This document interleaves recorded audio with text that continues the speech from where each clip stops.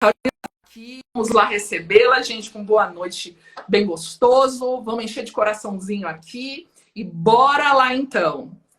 Olá, Oi, tudo Carol! bom? Boa Bom, noite, boa tudo noite. bem? Tudo ótimo, excelente estar aqui com você. Carol, primeiramente, muito obrigada por ter aceito o convite. Deixa eu arrumar aqui a minha câmera. E ter vindo falar aqui com a minha audiência, que já é fã da Carol, são empreendedores.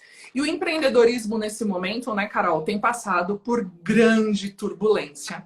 E aí é Verdade. bom a gente contar com profissionais especialistas como você para auxiliar as pessoas nesse momento. Então, minha eterna gratidão em meu nome, em nome da minha audiência, pela sua Obrigada pelo presença aqui. carinho.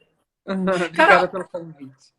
e para quem não te conhece, se tem ainda alguém que não te conhece, se apresenta rapidinho para a gente começar a bater um papinho. Vamos lá. Eu sou Caroline Calácia, eu sou coach empresarial e advisor de empresas. Trabalho com empresários e executivos há muitos anos e com empreendedorismo ajudando os empresários a fazer seus negócios crescer, fazendo com que as empresas se estruturem. Então, eu tenho uma grande experiência nesse segmento há muito tempo.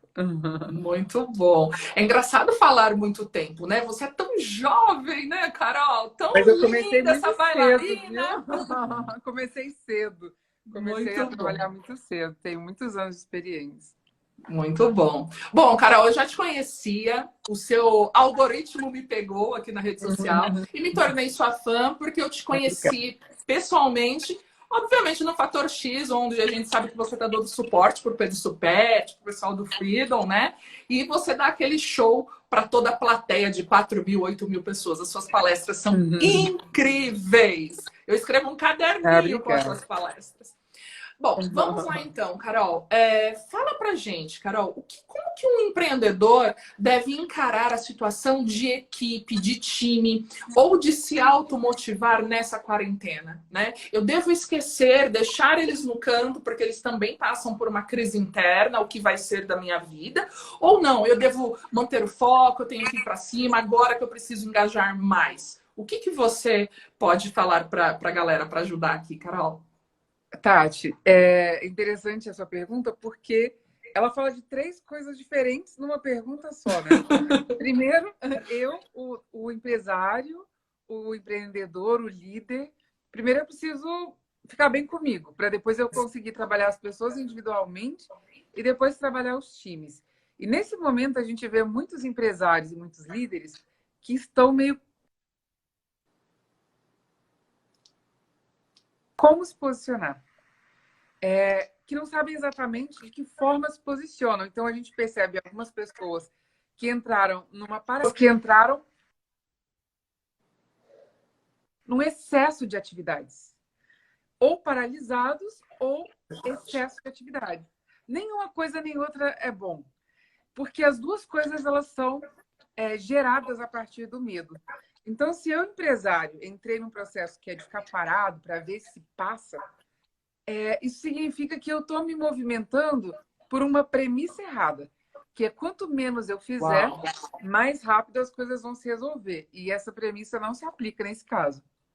A outra coisa é a gente que sai desesperada tentando resolver todos os problemas que não conseguiu resolver nos últimos meses e no último ano, tentando se envolver em 200 projetos, tomar decisões rapidamente.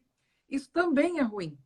Por quê? Porque também é movido inconscientemente pelo medo, e aí você entra no ativismo que prejudica a equipe, prejudica seus liderados. Ontem eu estava na minha live de segunda justamente falando sobre isso, né? Exaurir a terra. Quando você começa a plantar, e você não descansa a terra, o que acontece? Ela fica exausta, exaurida. Tem muitos empresários que Uau. entraram nesse modo, que é vamos fazer um monte de coisas ao mesmo tempo. Eles estão desgastando a si mesmos e desgastando as pessoas. E esse processo é um processo lento, em etapas. Então é preciso entender que a gente está falando de uma maratona.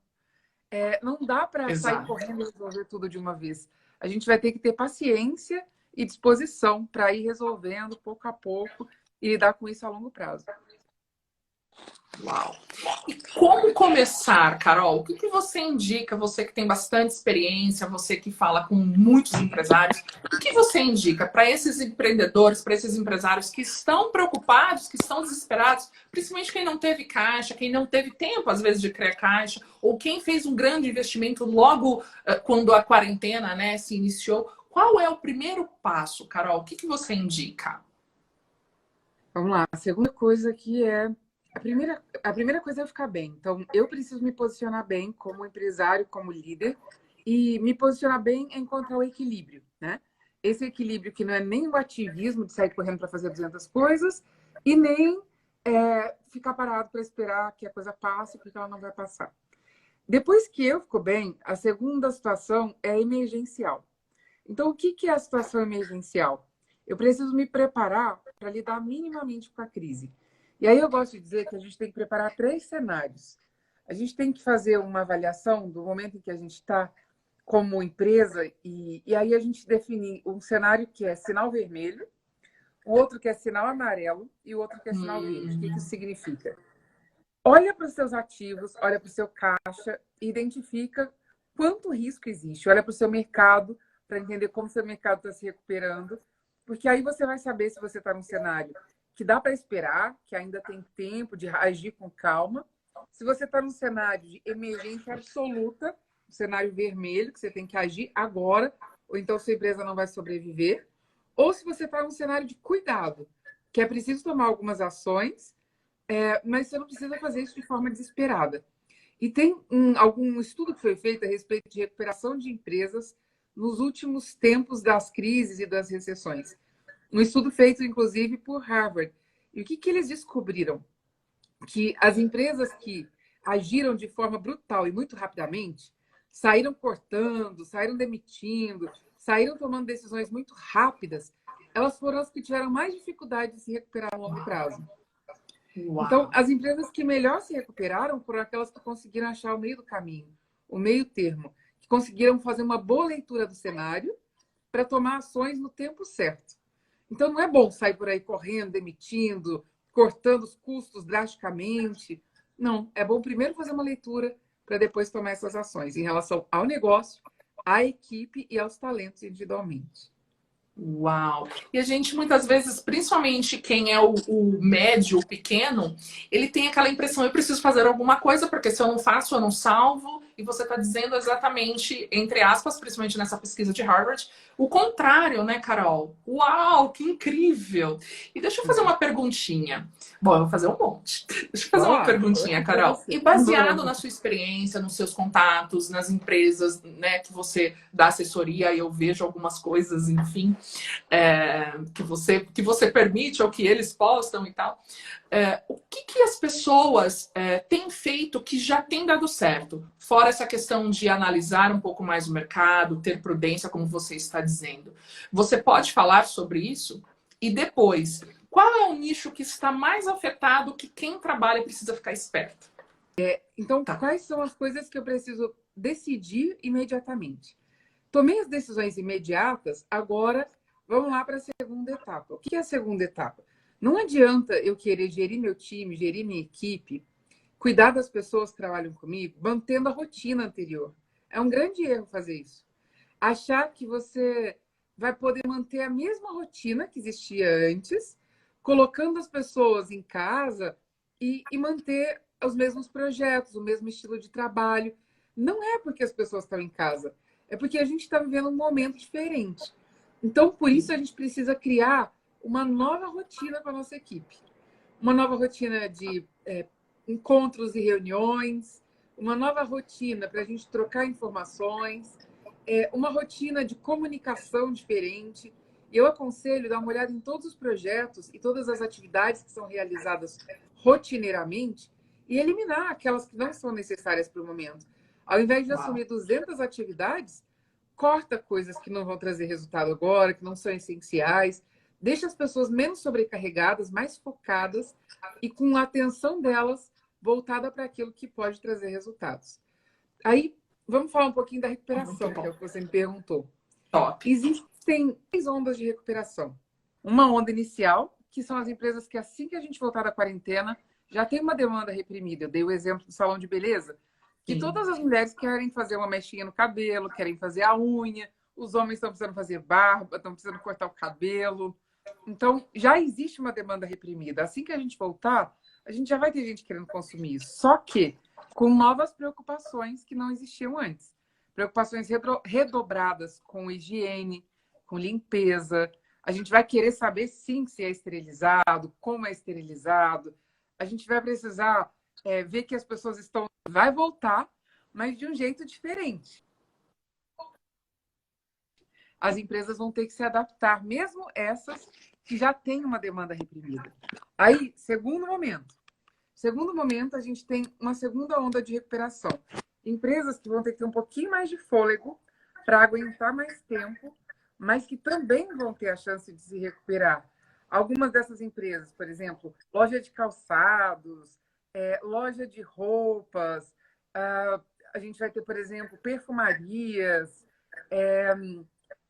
eletrodomésticos, daqueles mais leves, a gente já está começando a pensar em comprar. Não sei vocês, mas eu comprei um monte de coisa aqui para minha casa, que eu percebi que não tinha.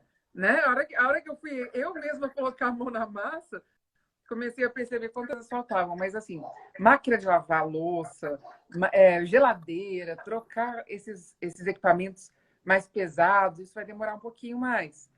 E se a gente pensar numa segunda onda também, a gente vai falar de academias, por exemplo, que a gente tem vontade de ir, mas a gente tem medo, a gente tem preocupação. E uma terceira onda, por exemplo, empresas que vendem marcas de luxo. O mercado de luxo, em geral, vai demorar um pouquinho mais para se recuperar. Vai ter que ter um pouco mais de fôlego e criatividade para conseguir manter-se em pé, porque vem pela terceira onda de recuperação. Carol, então você disse aí do ramo de necessidade de beleza, de autocuidados, né? Alimentação, saúde, enfim, eu acredito que deve estar mais ou menos nesse meio. Para quem está no segundo plano, que tem muitas pessoas aqui, por exemplo, como você disse, roupas, sapatos, enfim, que atitude toma? Porque alguns especialistas dizem, né? Tenha um prejuízo inteligente, faça ações, chama os seus clientes que já têm um pouco mais de intimidade, que são clientes fiéis, enfim. O que você sugere para essa galera? Vários me perguntaram aqui, enfim, tem várias perguntas aqui para você já, tá, Carol? Mas qual a sua sugestão? Bom, a minha sugestão é a seguinte. Primeira coisa, não se ter por vencido, né? Não adianta a gente ficar pensando, eu vou na segunda onda, então eu vou ficar esperando chegar a segunda onda. Porque provavelmente, se você ficar esperando, você não chega lá. Mas você não está sozinho. Existem muitas empresas que estão desse jeito. Infelizmente, algumas empresas realmente não vão ter fôlego para chegar lá. Isso porque já estavam numa situação de debilidade de caixa, já estavam numa situação que era zero de reserva, ou uma reserva muito baixa, já vinham arrastando problemas há muito tempo que não estavam fáceis de resolver, e aí a crise vem e agrava essa situação. Então, imagina uma empresa que já estava assim, que tem que esperar, talvez, chegar numa segunda onda, terceira onda de recuperação. A gente tem visto várias empresas nesse processo que já abriram o bico aí e já desistiram.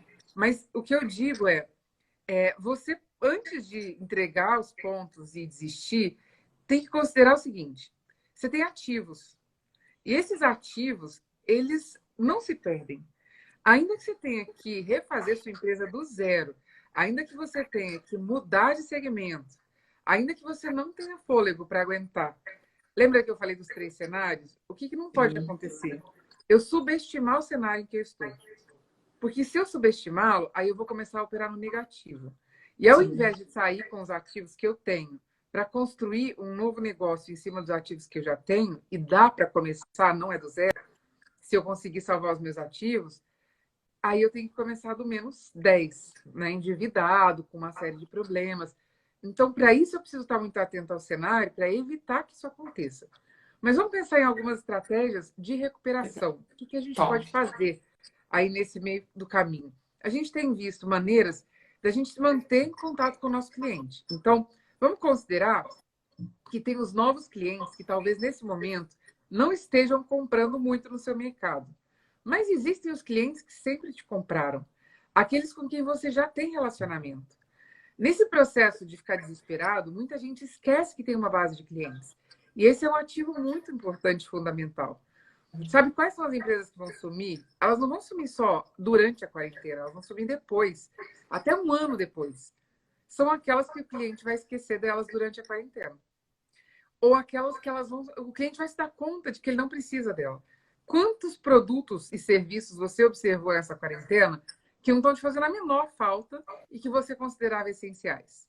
Ao Uau. mesmo tempo, tem aqueles que você está louco para que tudo acabe, para que você possa voltar a consumir. Então, a minha dica é: lembre-se que isso é um ativo fundamental. Mantenha contato, relacionamento e entenda o que está acontecendo com a sua base de clientes.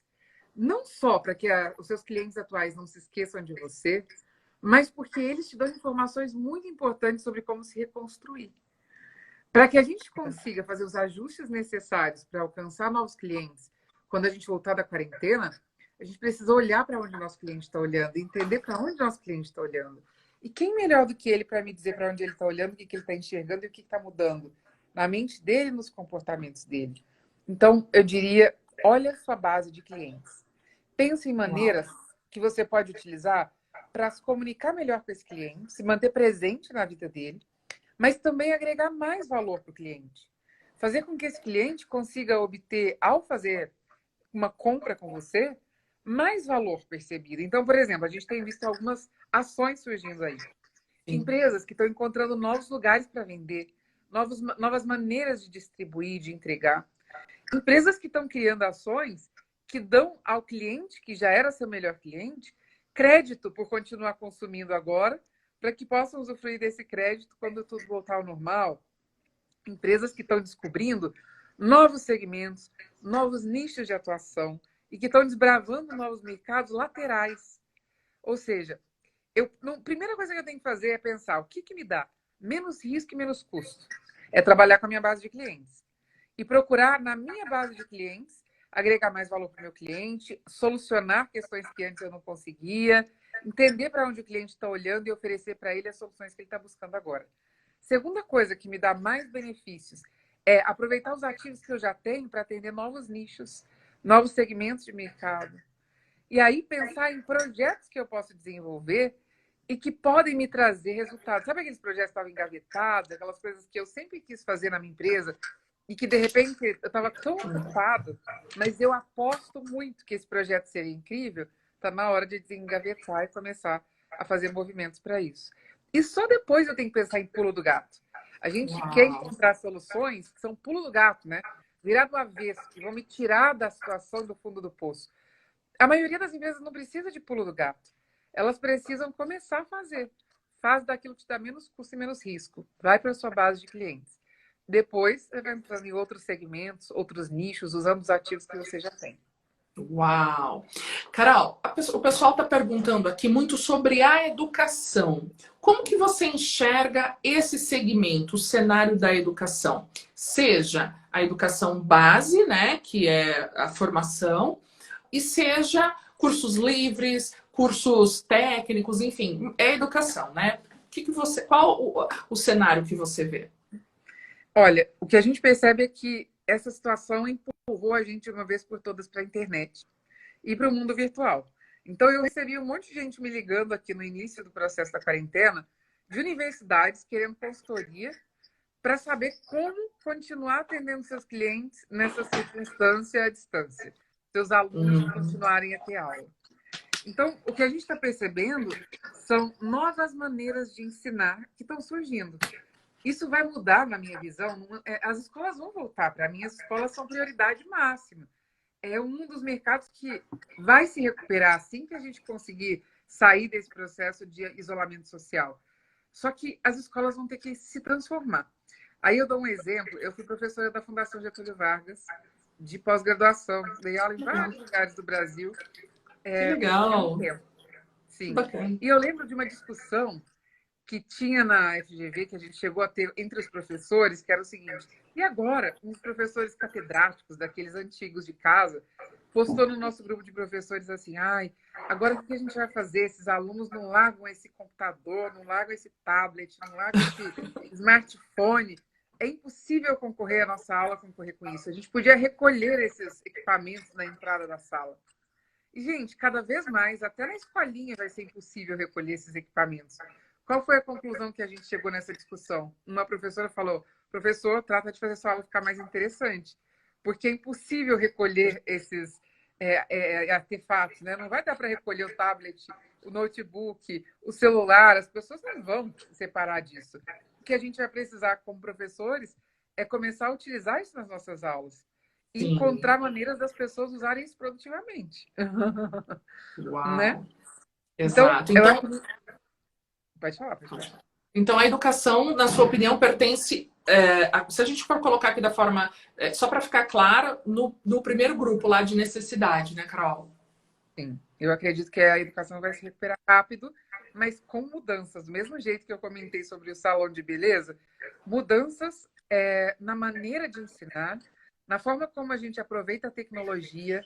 Acredito que vão surgir muitos modelos híbridos de ensino, em que parte do processo é presencial e parte online.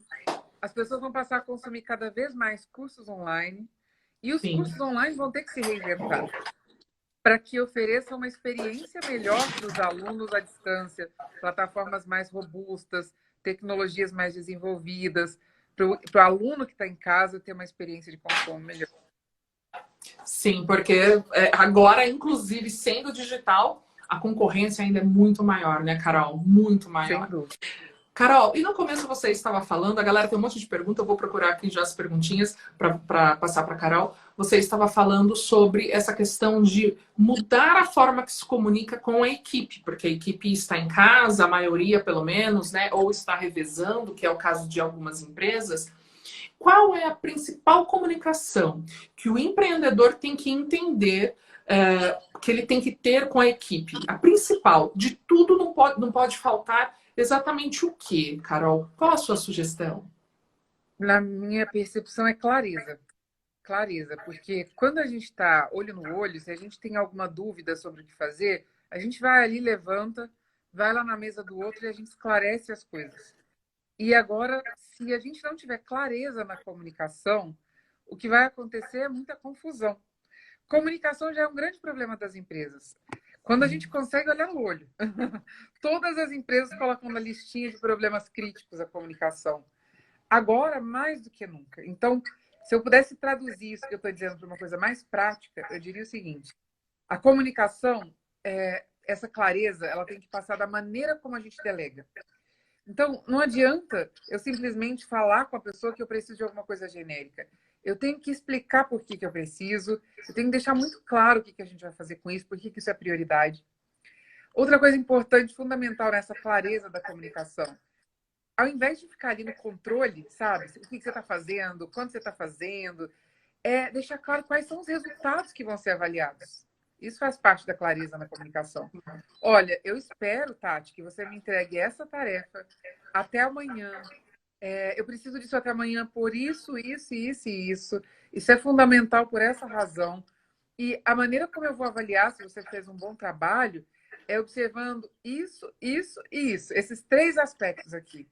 Então, mais do que nunca, os líderes precisam dobrar seu cuidado, triplicar seu cuidado e deixar claro quais são os resultados que espera receber do liderado.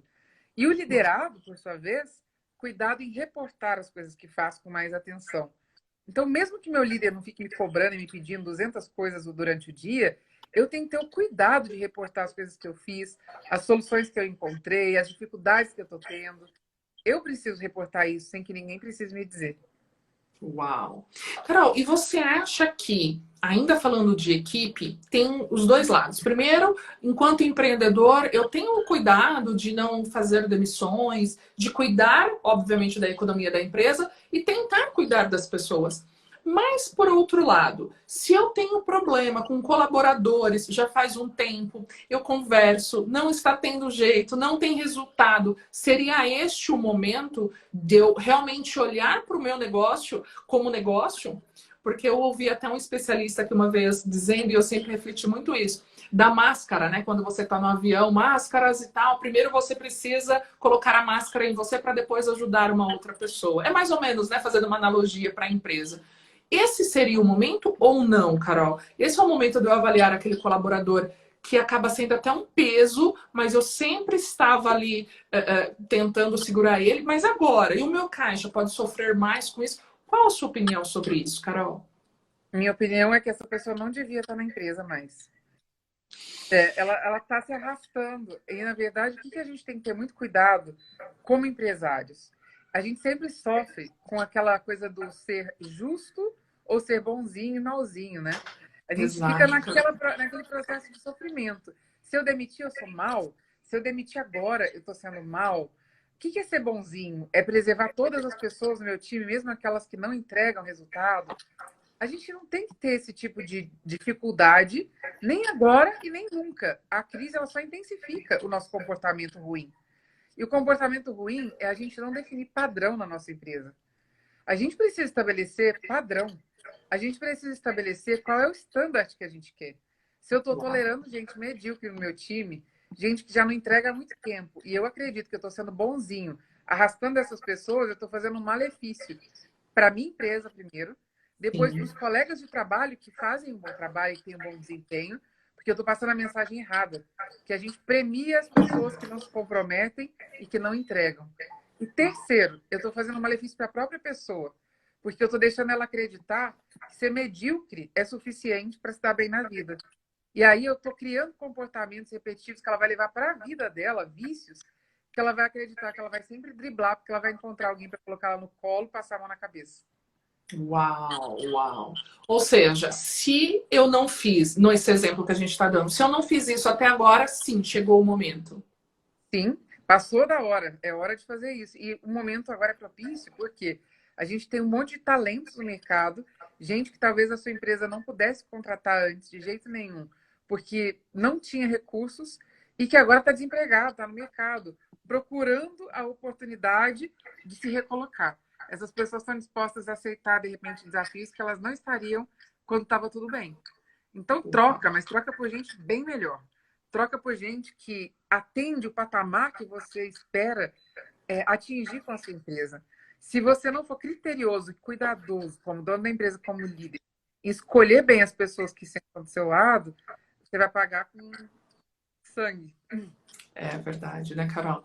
E, Carol, por que que os empreendedores acham que eles... Ah, eu não posso fazer essa demissão. Ai, mas por quê? Você acha que é porque a pessoa, o próprio proprietário tem que fazer isso? Se tiver uma outra pessoa, fica mais fácil? Por que que as pessoas carregam essa síndrome do bonzinho aí, Carol? Que é uma grande realidade, né? Por que, na sua opinião, isso acontece? É porque a gente aprende muita coisa sobre liderança errada ao longo do tempo, né? E aí uma das coisas que consome a gente é culpa. A gente fica culpado por coisas que a gente não devia sentir culpa. Porque líder bom nunca foi o líder bonzinho. Ele não é um massacrador de pessoas, não é uma pessoa que massacra as pessoas. Pelo contrário. De novo, cabe o equilíbrio. Mas você ser conivente com alguém, e olha que eu sou uma pessoa que acredito muito em desenvolver. Eu acho que a gente não precisa contratar só gente pronta. Mas a gente não pode manter gente do nosso time medíocre. São coisas diferentes.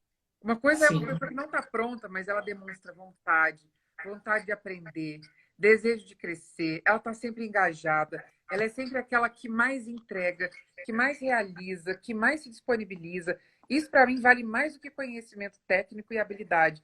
Isso eu treino.